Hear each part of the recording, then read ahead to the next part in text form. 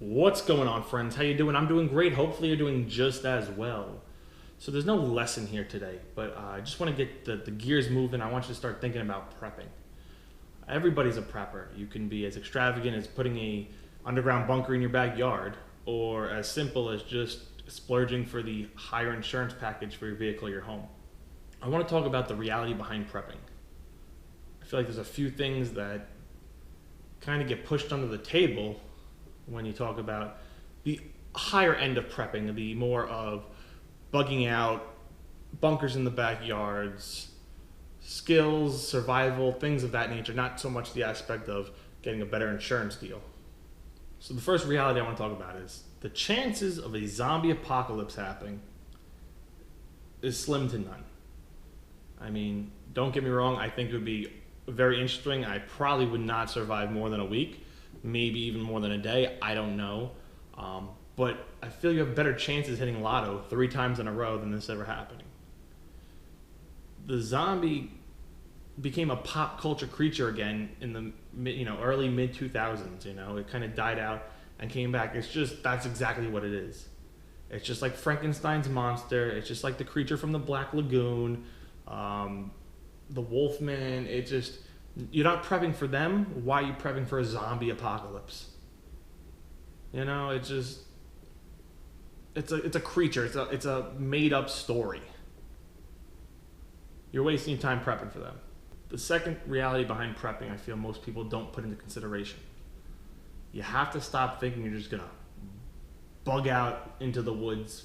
You're not gonna leave your city apartment or your cookie cutter suburbanite neighborhood and just drive into the country, post up in a tent somewhere or an A-frame and just grow crops and live off the land. It's not gonna happen. When I moved from New York to a small farm town in Pennsylvania, the population of the town was still less than what I graduated high school with. And these are the nicest people you'll ever meet. I think any small town, any farming community, I think you're just gonna come across real nice people willing to give you their shirt off the backs.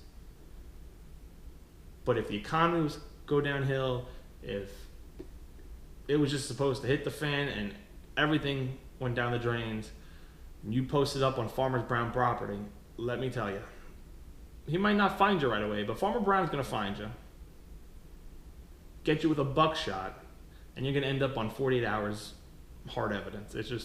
It's bound to happen.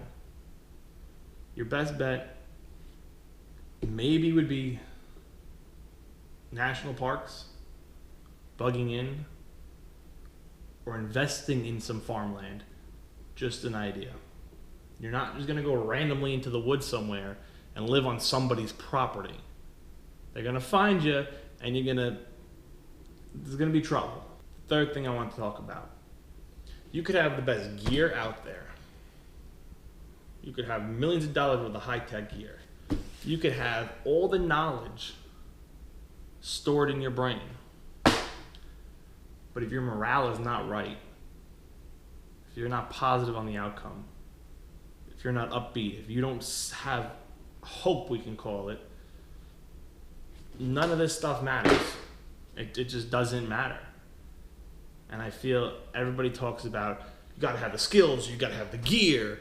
You could read this book, which is a great book, and it's very useful. And you could read it, memorize line from line, cover to cover, front and back.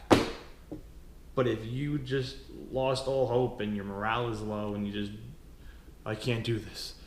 We're not gonna make it out of this alive. This is horrible. That's it, you're done. Drop the bag, You're just carrying extra weight and just lay down and wait your turn out, And I don't think morale gets talked about enough. So I feel morale should be most important, followed by your knowledge, then followed by your gear. Because you could have the knowledge to rub 2 sticks together and make fire. Or you could have the best fire starters and matches and lighters and a whole bag full of barbecue lighters, right?